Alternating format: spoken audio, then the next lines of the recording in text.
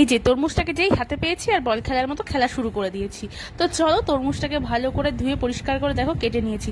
আর আমি কথা বলতে বলতে একটু আবোল তাবোলও বলে ফেলি, তো এত কথা কি বলবো বলো তো। আর তো চলো, তরমুজটা কিন্তু খেতে খুব মিষ্টি ছিল, কালারটাও কিন্তু লাল। দেখো তুলতে তুলতে আবার খেয়ে নিলাম। এই যে তুলে সব মিক্সচার মেশিনের মধ্যে দিয়ে দেবো।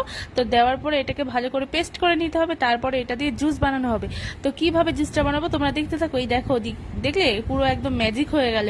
তো যেই হাতটা দিলাম, হাতটা উঠিয়ে নিলাম, তো হয়ে গেল আমার জুসে। যে পাতিলেবুটাও কিন্তু কাটা হয়ে গেল ম্যাজিক করে। যে বরফ দিয়ে দিচ্ছি গ্লাসে, বিট লবণ দিয়ে দিচ্ছি চাকু দিয়ে। তো বিট লবণ দেওয়া কমপ্লিট হয়ে গেছে। এবার তরমুজের জুসটা ঢেলে দেবো, তারপরে এর মধ্যে দিয়ে দিতে হবে একটু পাতিলেবুর রস। হয়ে দেখো কথা বলতে বলতে আমি তুতলেও যাচ্ছি। তো চলে, যে পাতিলেবুর রস দেওয়ার পরে স্প্রাইট ঢেলে নিলাম।